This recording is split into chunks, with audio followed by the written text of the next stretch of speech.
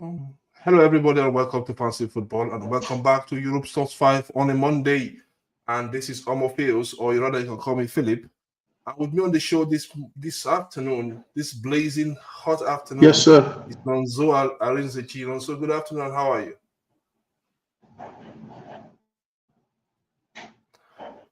Nonzo, good afternoon, and how are you?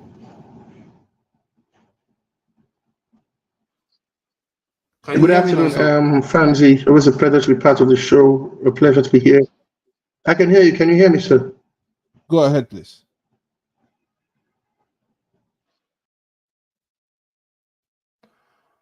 Oh,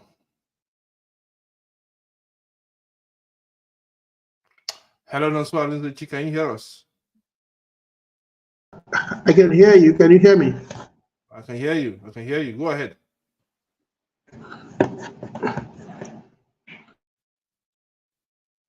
Go ahead.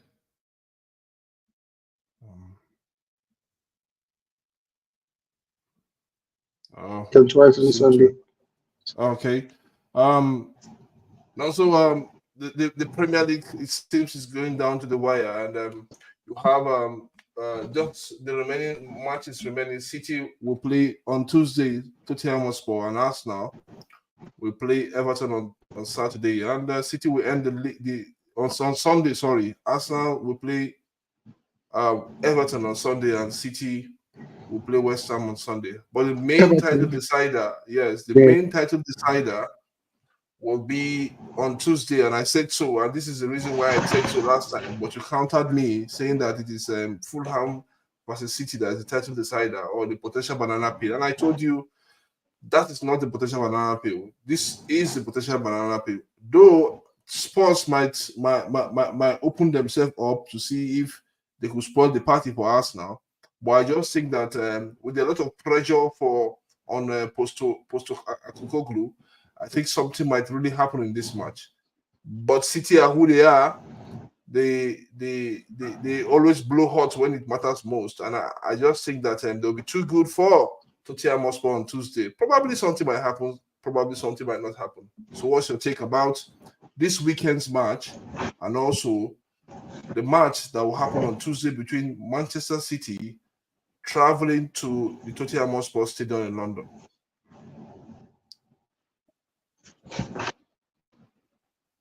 First of all, like I said, this is unprecedented. This is history in the making. I'll borrow the words of Mikel Arteta. It's been a while. We saw two teams get to the final. The last time it happened was when Man City and Liverpool did so. The time Liverpool won the title and the season before they won the title. Arsenal win, lose or draw. I think they've had a fantastic season. No Yeah. time in their history have they had 27 wins in a season. They've done that as well. They have pushed Man City all the way with all the arrays of stars and the quality they've got. Arsenal, not really the biggest of squad, but the players who have played this season has been absolutely impeccable. They've left no stone unturned. I think in that season where there is no Manchester City, they could be winning the title. But we talked about we talked about this when we talk about Messi and Ronaldo. We said Messi would have won 10 Ballon d'Ors if there was no Ronaldo. Ronaldo would have won 10 Ballon d'Ors if there was no Messi. But that's football; they Exactly. are always there. And I think the fact that they are there is that they make them better. I think this Man City make Arsenal better, and this Arsenal team makes Man City better. You will see the fact that against Fulham, they Man City gave it their best shot, and they fought like lions. I thought that was a potential banana peel, but that peel was trampled upon. That peel was destroyed. It was not. It had no effect on that team. So uh, putting two fingers together, I think. Come on, it's down the wire. Arsenal will be playing like the final day against Everton. But Man City has got Tottenham Hotspur to navigate on Wednesday, which is a big question for them. But we'll put our fingers crossed. We'll see how things pans out. That's the game we're looking at for right now. I think that game will decide the title. I don't think West Ham, with the way they're playing, will be able to stop Manchester City at the Etihad Stadium. So it has to be Tottenham Hotspur and the Tottenham Hotspur Stadium fans to come alive. But you would ask an average Tottenham Hotspur fan, they would tell you the famous to win the league and Arsenal. I think the rivalry in London, it's not something that they wouldn't want Arsenal to win the league, at least not now. But like I said, it's in their hands. It's about them playing Champions League football. They can still play Champions League football if they can get their acts together and get them winning two games. But we'll see how things pan out. A lot of bragging rights at stake, but come on. We all know that game at the Tottenham Hotspur Stadium on Wednesday will decide who goes home with the title, because it's going to be a very long game for both Manchester City and for Arsenal, who are not even going to kick a ball in the full 90 minutes, because the fans will be fixed on that game, because they know come 90 minutes their future may have just been determined. Okay, do you think the pressure is on City going to this match because they have to win? They have to beat Tottenham Hotspur. Whether Tottenham Hotspur will succumb or not, at the end of the day, that's left for them. But City have to beat Spurs. A draw in that match will be devastating for City. Looking at the tally of goal difference between these two teams, do you think City? Absolutely, I think the pressure is on City. To be realistic, I think City are used to this pressure. They've been here over the past 3 seasons, and they have never capitulated. We've seen a certain, yeah,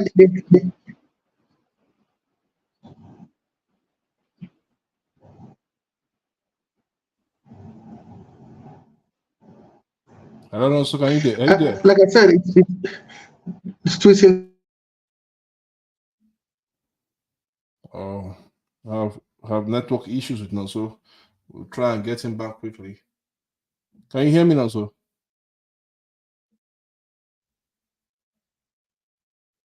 Can you hear me, Nonso?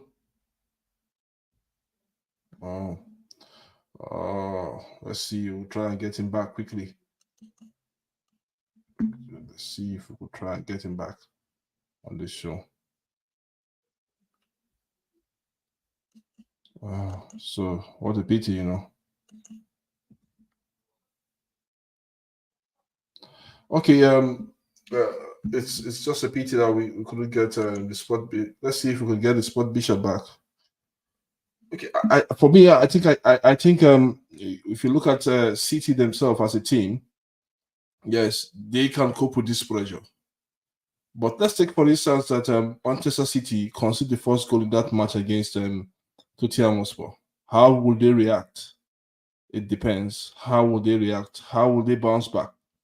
How will they look at that game and lift up the pressure from them, lift up their fans, lift up their manager, Pep Guardiola? These are the scenarios I just want to see in that match. These are the things I believe should really happen in that match. So, but let's see how it goes. Let's see what will happen at the end of the day when City goes to the Tottenham Stadium and square up against Arsenal. Against Tottenham at the end of the day. So now, you're back. Can you hear us now? I can hear you. The rain is pouring here in Abuja, and it's having a go at our network. Well, we're fine. Yeah, that's God's gift, you know. That's God's gift. Okay, if you guys are listening to us, watching us, thank you for watching. Kindly subscribe, like, share our video on Fancy Football. If you do, you'll be supporting us and supporting the growth of the channel as well. Okay, now, so we're talking about the pressure on City. Like I was telling the viewers, I said I just think that the scenario I want to see is that going into that match, maybe 10, 15 minutes into that match, and City concede. How would they lift themselves up? How would the manager react? How would the fans react? How would their body language be at the end of the day? To be sincere with you, they've been in this position before. Let's be realistic. It's not as if we're talking about a team who have not been in this place before. They concede just like you did say. I don't think to have any effect on the team. They are used to playing the kind of football that they are playing, and if you check the way they play, you will realize that win, lose, or draw, they play the same way. So even if they go down, they keep playing the same way. They keep believing. They trust the process. They trust the players they've got in their ranks.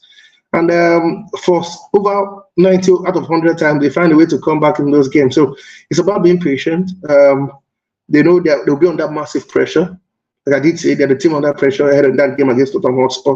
But that doesn't mean that they've not been here before. You know, in the minds of Pep Guardiola, you'll be here we go again. That will be the words in his mind. Don't forget, speaking in the press conference earlier today, he kept on saying one word, that they are on the verge of making history. No team has won. He kept on making just same statement, the verge of making history, verge of making history.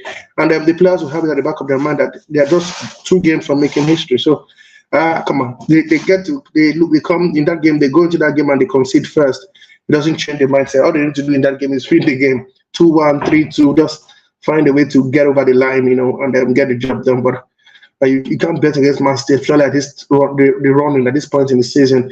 They understand Anything can what. happen. Anything can happen, man. Anything can happen. That's why I said you can't bet against them. You can't bet against them, but it is football. It's football. Anything can happen. But come on, if 9 out of 10 times you expect Man City to get a result from this game. Yeah, I agree with you. Spot on. Okay, let's move on to the relegation battle, which have been confirmed. There's no longer a relegation battle now, so no longer because the 3 teams that came up last season are the 3 teams that are going down this season. Sheffield United, Burnley, and Luton Town. It's just show how cruel and difficult the Premier League is for this new team, and the gap between the EPL and the Championship is becoming wider and wider and wider. So, what's your take about? Because the EPL goes to the Championship to look for players. They go to the Championship to fish out the best. You play wonderfully well in the first half of the season.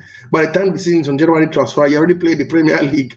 That is like I call it the football factory of the Premier League. They believe that if you can play the Championship, the rigorous Champions League, which is more even combative than the Premier League.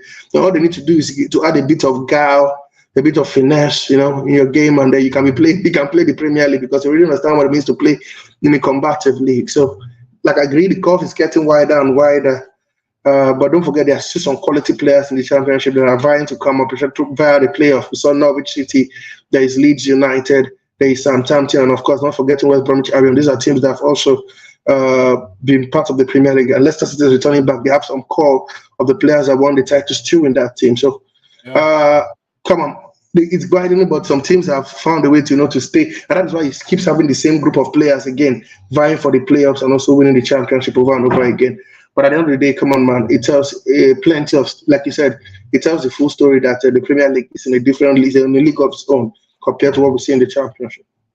Yeah, I agree with you, Sacrosanti. Yeah, the Premier League is on the league of its own compared to what we see in the Championship. So I think for the playoff, for those teams, or the last team that should come up, the playoff is still on. Both games ended 0-0. West Brom Albion drew Southampton. Hopefully, let's see. And one good thing about this playoff, these are perennial Premier League teams that have been in the Premier League for a long time.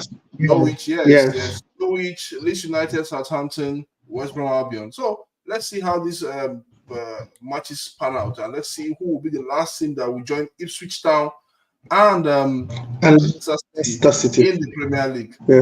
Hopefully. So let's move on, guys. Let's move on also. So let's go to Germany and let's take our train fast to Germany. Our train is going to Germany, and there's a certain team still making record.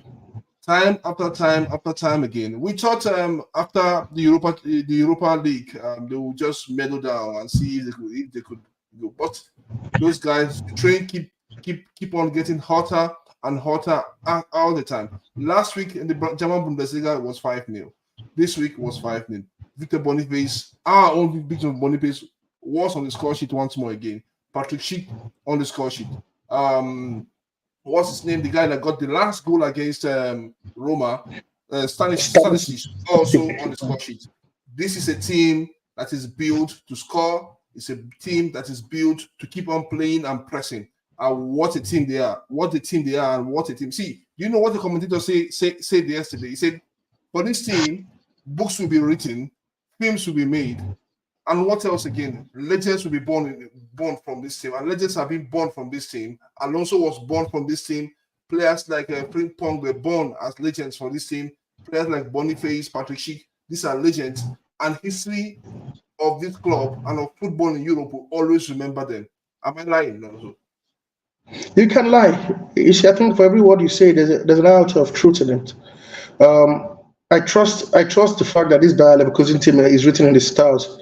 I feel they commune with the heavenlies because when they play some exquisite kind of football that that means the eyes. Watching them play, it's exciting. I think it's the perfect cure for depression because as it also brings a brand of football that can turn your team around. Not flamboyant, not the diamond football of Ancelotti, but what it gives you is a total team package. Everyone puts a shift in, everyone defends, everyone attack. Even Status is a right back. What he does from that position, Frimpong, the left wing back. You look at not forgetting Grimaldo, a left wing back. These guys are shipping in goals as if they are wingers. So they work hard defensively. They keep their shape. They keep their style, and they make things pay for their own mistakes. Look at the team who's winning 3-1. They're scoring 2 goals in the 88 minutes and the 90 plus minutes. You ask yourself, it's just their trademark. They don't know when to stop. And at some point in the season, I asked the question. Hope they won't gas out. There won't be too much of games, and where they will begin to burn out. This is the 35th game, if I'm not mistaken, in the Bundesliga. And these guys are not looking back, not anytime soon. Unbeaten in the Europa League, unbeaten in the cup competition, unbeaten in They're going for a treble, my man. They're going for a treble. Absolutely. They're in the 2 finals already. They've won one already, and they broke the record for 48 games unbeaten run, and now they're making it 49. It tells the whole story, man. So, see, it's we had the Sarri ball, we had whoever had their ball, we had every different kind of ball. I don't know, this is Xavi ball. Because of Xavi Hernandez, I'll call it the Alonso ball. But man, the guy has written his name in history in the echelon of footballing godness, if I put it that way. Right now, he's in God mode. That's how bad he is. He's untouchable. He doesn't know when he's beaten. People say he's Bayern never losing. The guy is scoring goals with reckless abandon, truckload of goals, hardly concedes, compact in defense. He has. Not as if he has so many big name stars like the Bayern Munich or the Dortmund. He has players. An organized team. He has an organized team. He has players that wants to play that brand of football. Yeah. Who are trying to make a name for themselves. He changes, brings in Adri, Flora Weeds, getting Victor Boniface, Patrick Schick, Adeo. They play the same way. And that's the joy about it. That's the joy of a coach. That even if he has to make 7 or 8 or 9 changes, the boys would the effort level, at least. This is one thing Alonso is known for. They may not be like they may not play the tiki taka, they may not play the Joko Bonitos, they may not play the counter-attacking football, but the effort level never drops. They were 2-0 down against Roma. We saw how they reacted. It did not drop until they even 2-1 was enough to take them through, but they refused to lose. That's the spirit, A team is leading 3-1 and scoring 2 goals in the 88th and 90th minute. It tells you that these guys they don't know when to stop. And the sky is limit for Alonso. I wonder what he will do next because I know a lot of players will leave. He will lose 3 or 4 players, but I trust him to get players who will work for the badge, who will run for the badge, and most importantly, who will give it all and leave 120% on the pitch. And that's this. The people ask me what is his mantra. His mantra is give it all on the pitch and leave the pitch empty. That's what the players have been doing throughout the season. Yeah. Leave the pitch empty and come back again full in the next match. That's what they do all the time. Absolutely. I'll just say congratulations to Xabi Alonso and his team, and I hope that they go into the last game next week, which is the 36th match in the Bundesliga, and give it a shot. They'll be at home behind with the fans. So they'll give it a shot to be one of the, they should go unbeaten at the end of the season, and hopefully go to the Europa League finals and win that and win the German Cup as well. I think they can do that. They just have 3 more games to go to the end of the season for them, and let's see the magic Alonso and the team will perform. Motivate the players, give the players really good shots so that they can take the games. Okay, finally, let's go into the weekend. Our hits and misses of the weekend. Let's look at the Premier League. What's your take about the Premier League, and who's your hit this weekend in the Premier League? Looking at Arsenal versus United. United, I think Arsenal were. I won't use the word lucky because the word lucky should not be come, but they had to respect United, and I give kudos to them because they knew if they go to Old Trafford and play a high tempo game with United. United can do it all day, even no matter how bad they are. It was so it will be dangerous for them. So what they did was that, okay, let's go there, respect the opponent, and ensure that we just get a win. Let's win ugly. It doesn't matter, and that's what champion. It was the champions display. It was the champions football they brought into to Old Trafford. And kudos to them. I think I appreciate Mikel Arteta for respecting his opponent, for not going toe to toe with United. And that's a good one for I said, for me, he's my hit for this week. Mikel Arteta is the only hit I have this week. Good defensive display, good maturity from and there was a lot of nervousness from his team towards the end of the game, but they see it through. So for me, my hit is Mikel Arteta and the Arsenal team. That's I talked about let me just talk about the Arsenal game a bit. Just to, I said something that despite the form of Arsenal, I think Arsenal's worst nightmare will be Manchester United. And I'll take you back to history. The unbeaten run was stopped by Manchester United. A certain Rashford, a certain Wayne Rooney emerged from Manchester United when Arsenal were playing the best football of their life under Arsene Wenger. Even when they were on the unbeaten run under Arsene Wenger, heading to that game, they were beaten. Man United always find a way to make Arsenal suffer, even in the best of games. So I think that win is, to me, it's textbook management. When they say manage the game, I think that is a case study. Arsenal got the goal, and all they did was manage. One guy was like, "No, Arsenal did not want to attack." I said, "My brother, Arsenal knew what they wanted to do. What they wanted to do is get all 3 points and force the title race to the final day. It will be written in history that they won, not that they won 5-0. All they need to do is win and wait for Man City to falter, which is what they have done. So for me, I must be able to look at the whole thing in proper, and then would say to me that's the biggest performance for Arsenal in the past 7 weeks. Forget about the 5-0 beating of Chelsea. Forget about the. I agree with you. Thank you. For the first time we agree on something, Philip. I'm so happy. Maybe because it's your birthday, but but the truth is this. Come on, man. It's their best performance over in like 7-8 weeks. They were textbook. What do we have to do? We did what we have to do. We stopped all the attacks of Man United. We scored a goal. We won. Case closed. Whether it was pretty, whether it was dirty, whether it was a smash and grab, whether it was drabby, the truth remains, man, that they got the 3 points and they forced the title special to the final day. But for my heat, I know nobody will be thinking about this, but I am thinking about it. A certain manager, David Moyes, was announced that he believed in the club, at the end of the season. And we hear that report was that Julian Lopetegui, the former Real Madrid, Wolverhampton Wanderers, and Sevilla manager, and Spain manager, would take over. A lot of people felt sad about that news, including me. I felt Moyes hasn't done so bad. Look at the table. He's still imagine this man can still make Europe despite having this kind of pauses. Maybe because of what he did last year. I think he's a how do I put it now? They say he's a victim of his own success. Won their first ever title for the 3 years, the Conference League, pushed them to play European football. They got as far as the semi-final. Was it last time before they got to the final of conference and won it? So now to see a manager, maybe the legs are getting too waggly. They're beginning to wobble, and age is not on the side of some of his players, like the Thomas Sucheks. I can go on and on. The Obonas, his age is catching up with them, and of not forgetting Fabianski as well.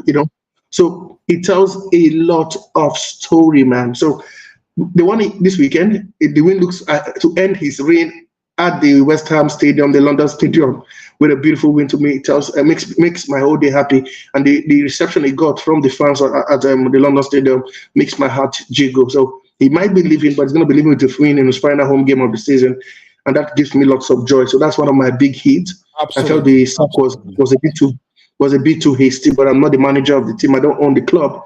They pulled the plug. They've pulled the plug. We'll wait and see who they plug in to save their quote, get them playing. Maybe is it Champions Board West Ham should be playing? I don't know. Maybe the owners have a better view of what he wants from them. So for me, that's my big hit. And by miss, yes, please help me. Forgive me, but I have to call him out. He's a Manchester United player. When he had a very terrible game last time out, I fought for him, and I felt, he's just a purple patch. He will come good. but now it's absolutely abysmal. His name is Casemiro, and his poor form has cost him a spot in the Brazilian team for the Copa America come this summer. What happened to him? This guy is not, it's not that he's 39, he's 35. What's happened to him? Is I he know not he's be playing a 35? position Is he because not be he's, 35? Is he not be yeah, 35? I don't think he's so. 35. That's what I'm saying. He's not the oldest of players in the world. Let's look at Modric. Look at Johnny Evans. Evans gave a better shift in against Arsenal than he did. Don't forget the goal Arsenal scored. He was one who kept Kai Havertz upside in 15 yards away from other defenders. So I don't know. Maybe is it that It's the just, form at it's Man just, United is it it's the form just at a Man United that is rubbing off? But so let me Man United.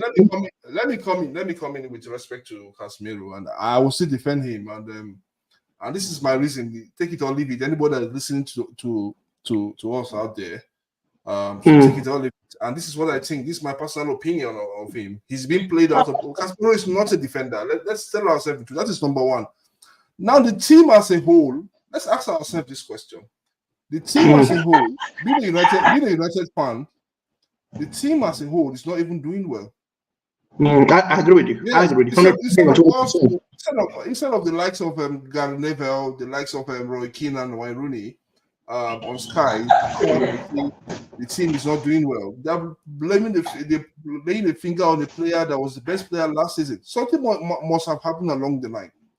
I think I might quote Casemiro. He said he sleeps at night thinking about the form of Manchester United. Even before this incident happened, he's been played out of position. It is not Casemiro's fault that the likes of Maguire were injured, the likes of Martinez was injured. It's not his fault, but he's been played out of position.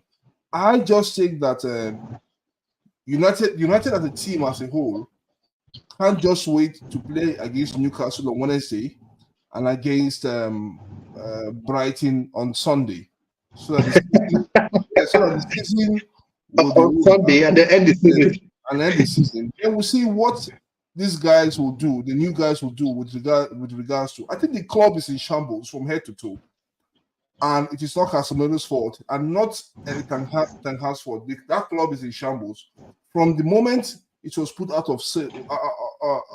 From the moment it was put on sale last year to when we had the Ineos group led by Sir Jim Ratcliffe, bought 25% of the club, 27% of the club, which was close to 1.5 billion pounds. Now this is it. The club is poorly run, and we know that is just it. I think it's the most poorly run club among the big six currently now. And that should not be for United. United were the clubs that set the standard, and they have to keep setting the standard. If you see the way United is being run, I think that boils down to this question. Philip, this is the big question in everybody's mouth. I bet you can hear me. This is the big question in everyone's mouth right now. And it's very simple. The big question is, do we keep Eric Ten Hag for yet another season, or do we let him go? That's the biggest debate right now in world football. I think for me, you put that question to me as a United fan, somebody that's been watching United for a long period of time. I've known the United team in and out for over more than 25 years plus, or close to 3 decades now. Now, for me, we've had David Moyes coming in 1 year, he was sacked. We've had Luis Van Gaal coming in after 2 years, he was sacked. We had Jose Mourinho on his third year, he was sacked. We had Ole Gunnar Solskjaer 1, 2, 2 years. The United team thought they would win the league during the COVID time. He was sacked. Absolutely, yeah. Now we have Eric Ten Hag. Yes, the club is on the downside in terms of form, in terms of players. But let's look at what has led to this series of where we are now to where we are now, and this is it. The club is poorly run, and I've said so, and that keeps on following the club. There are some players in that club. Yes, there are some players in that club that don't need to be in the club. I can start mentioning names, start calling names now. Me and you know them. They don't need to be in that club. But instead of some of the big pundits to focus on that, they focus on the likes of Bruno Fernandes, they focus on the likes of Casemiro, players left, right, center. But that is my opinion. That is how I see it, and that is the truth currently now. The former players point fingers left, right, center on these foreign-based players that have come to the club to see if the yes, they are coming for money. Every player is coming for money. But the truth of the matter is, you need your top players to perform. And I can mention names. The likes of, for me, the first person that will leave that club is Harry Maguire. Scott McTominay is not supposed to be in that club. Rashford. I can call names. Yes, Marshall is leaving at the end of the day. We can keep on calling names of players that should leave the club. And they will have to leave that club because, to be frank, the currency of that club needs players that want to play for the club. And that is just it. But I think we need to have a show. I think we need to have a show. Because of time, I think we need to have a show with Man United and their intricacies. Because they've got a lot of issues, from the ownership to the way it is run to the players, to, sorry, not even the players, to the, I think I'm a player, how do I call them? I think I can play. And they throw them at Man United with huge amounts of money because they are British or English, and they suffer Man United losses, so many losses. We'll come to that issue. But anyway, because of time, Newcastle's another hit miss. They had to win that game against Brighton to get Europa League football. They opened the door for Chelsea. He's going to head down to the final game. So that's my miss. For my hit, and that hit, one player has to come good. And I know a lot of people say no. So I've been critical about this player, but it seems the reason why Arsenal remains in this race is him. His name is Kai Havertz. I don't know what the guy is doing towards this. We don't know what Mikel Arteta told that guy. We don't know. I think, for me, whether Saka is on the list for the young player of the year. Yes, for the player of the year. I think Kai Havertz should be the Arsenal player of the year. Absolutely. I thought absolutely. His goal scoring and his assist, his goal contribution has been wonderful towards the tail end of the season. And I think whatever he told to Kai Havertz, he should speak that same word to Smith Rowe, because that boy needs it. He looked like the boy was coming good. All of a sudden, he looks like he's stalled all of a sudden. So, but Kai Havertz, what a player. Arsenal are blessed. I don't know how to say this. I know some fans will come from, because I was one of those who were like, why Kai Havertz? But the guy has turned the tide, and it looks like he is the it factor for Arsenal this season. Okay, yes, he is a hit factor for us. So congratulations to him. If they end up winning that league, I think he's one of the players that have stood up and took the team to that league title. Thank you so much, Nonso, for being part of the show today. Thank you for those that are viewing us and those that will view this video for also being part of the show.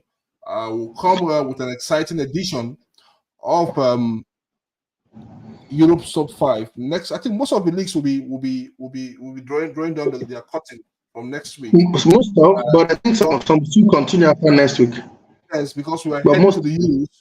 We are heading to the Euros, and we are in for the Euros on Fancy Football.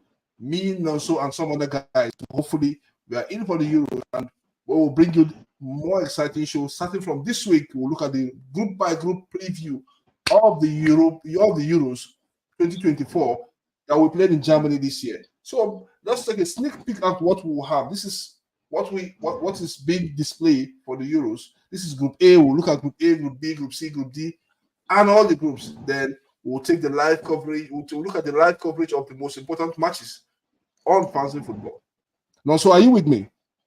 I am with you all day long and every day of the week and twice on Sunday. I'm here with you all day long. Perfectly well. Okay, guys. Thank you for watching. Thank you for being here. Thank you, Nonso, as well.